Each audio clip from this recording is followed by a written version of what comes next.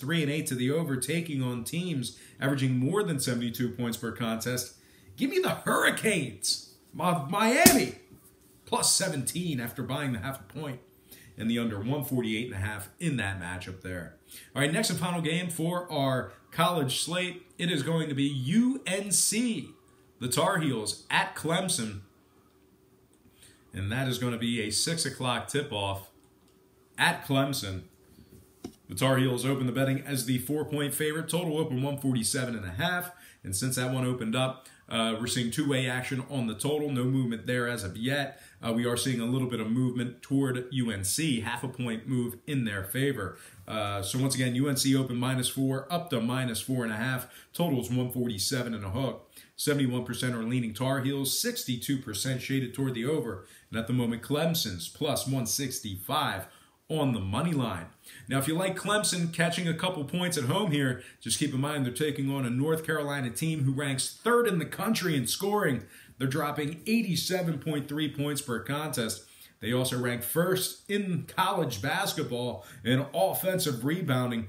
They're being led by Cameron Johnson, who's dropping 17 points per contest. He's also bringing down 6 rebounds a game. They're also being led by Colby White, who's scoring 16 points per contest as well. UNC's covering 80% of their games as the official road favorite. They're also 3-0 against the number, taking on teams between 500 and 650. Now, on the Clemson side of things, they're just 5-9 against the spread, taking on teams over 650. They're also covering just 28% of their games when catching the points. Now, total-wise, Clemson's just 37% to the over, taking on teams averaging more than 72 points per contest. The Tar Heels are just 33% to the over after 4 or more days off. So with all that said and done, I'm going to purchase the hook, slide it down, and take the Tar Heels -4 and the under 147.5 in that matchup there. All right, next and final sport. Next and final slate for the show. It is going to be in the NHL, and we're going to start off with a doozy of a game.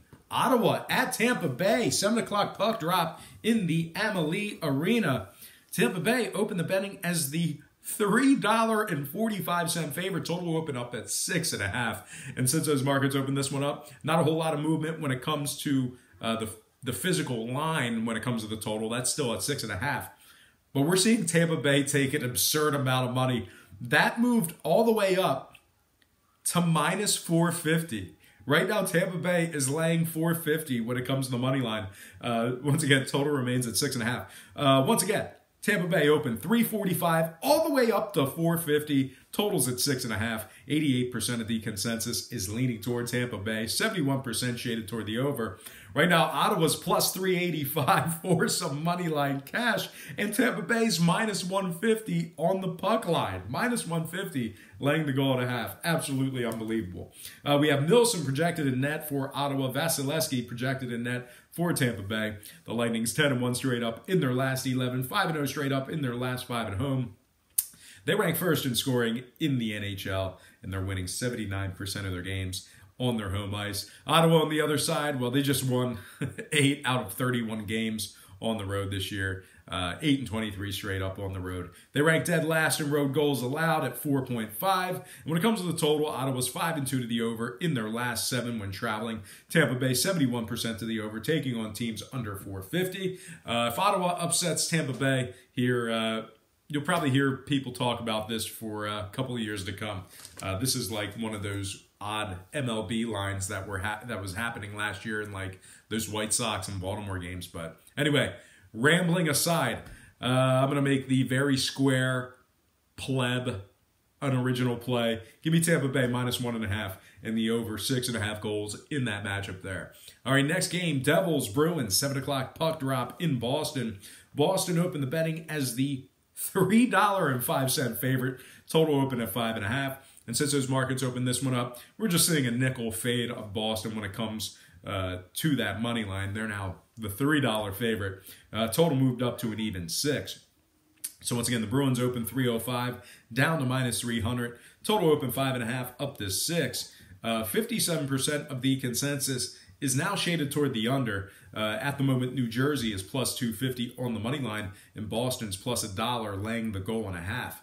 Now we have Blackwood projected in net for New Jersey. Tuukka Rask projected in net for Boston.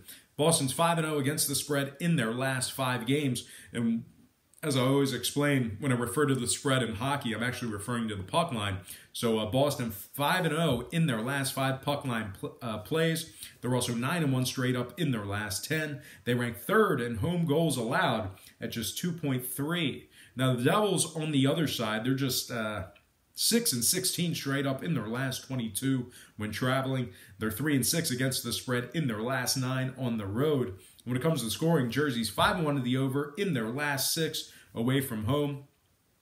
21-10-1 to the over on the road for the year. So with all that in mind, another very square, chalky, pleb play here. Not a whole lot of skill involved in this kind of capping. Give me Boston minus 1.5 in the over. 6 goals in that matchup there.